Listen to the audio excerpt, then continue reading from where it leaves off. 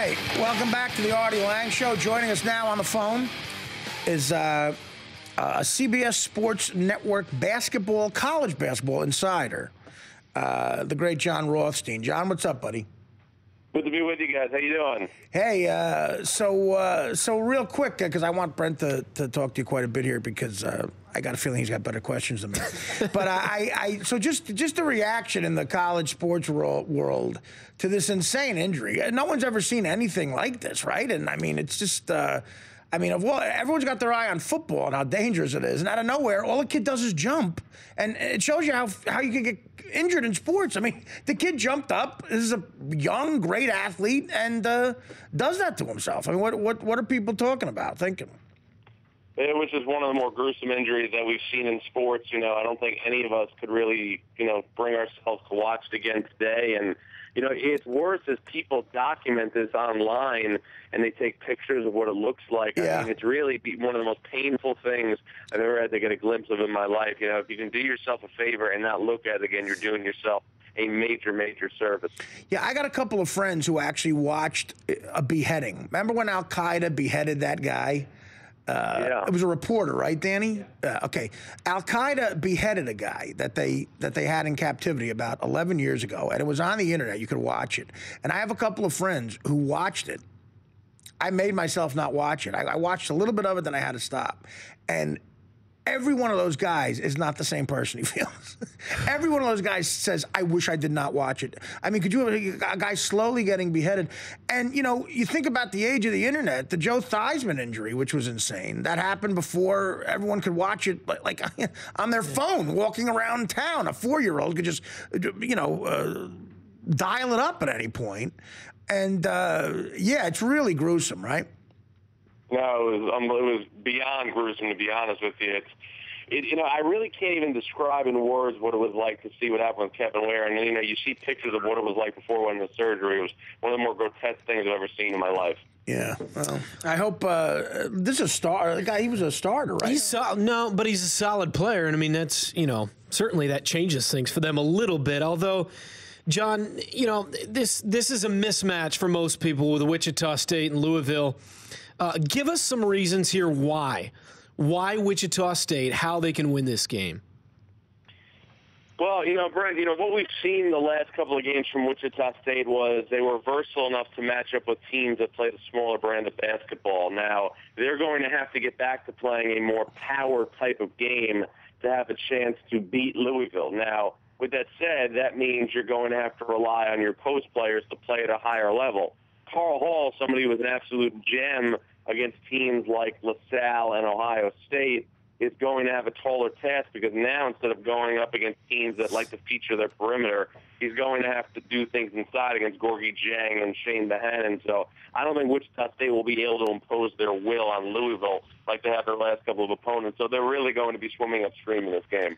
Yeah, so Louisville, I think, of the two games, Louisville is the more definite. I think they're going to be in it. No doubt about it. And now they even have a sentimental thing going on for them. They got inspiration. Yeah, I mean, the way they rallied around that whole thing in the second half was pretty amazing, too. And now going forward, going back to his hometown, that's a big story for all of us, John.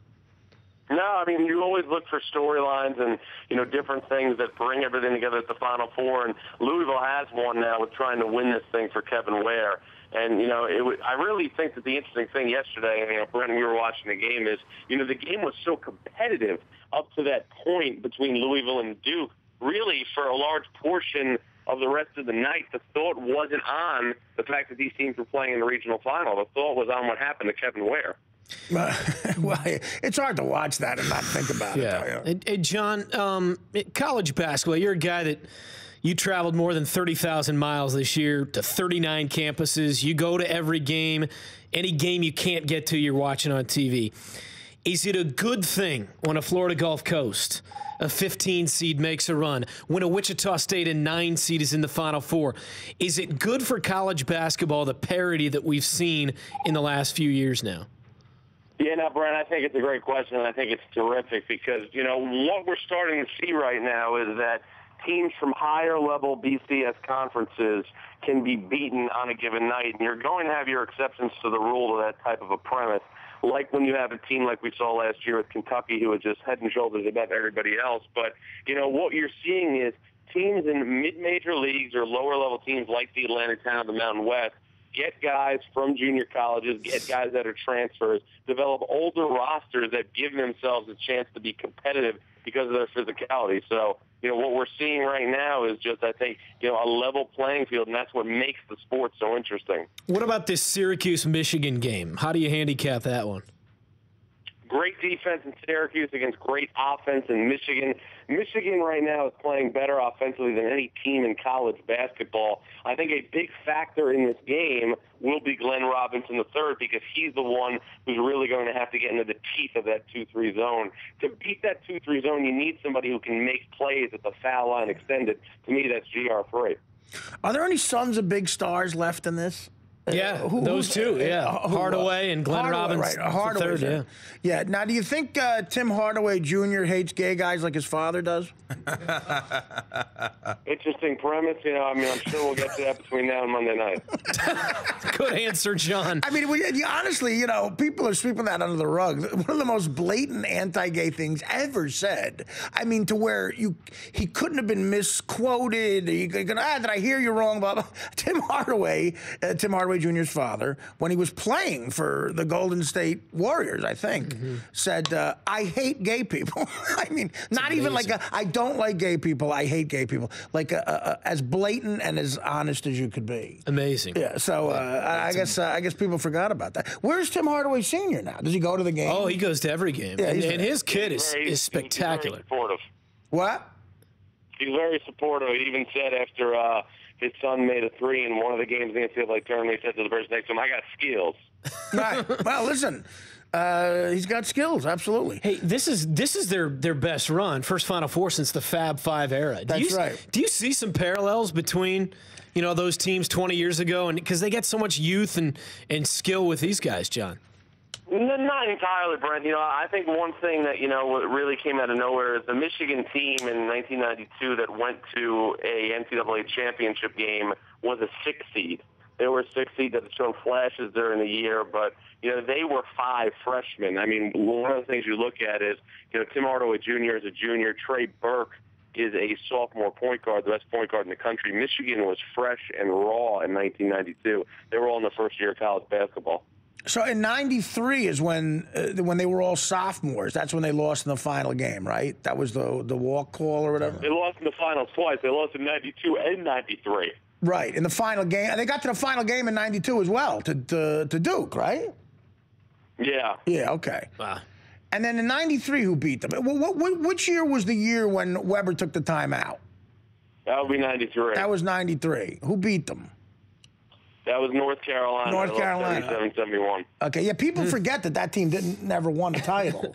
But, yeah, they got to the final game. And then they broke up after that. This guy's like an almanac. Early in the last segment when we were talking about you can name all the World Series teams, and ask him who the 10th guy is on LIU Brooklyn. And it's unbelievable, his recall of some of these guys. And he loves the comparisons. John, give us... John, who's the 10th guy on LIU Brooklyn? LA, we're going to be Booker Huff. All right, fine. And and you'd think, no, there's been times where I'm not even going to look it up. Yeah, no, you're like, well, I mean, nobody's going to look these up. And I actually did a couple of times follow up. And right. Yeah, absolutely. Hey, John, who's going to win it all? Is it Louisville?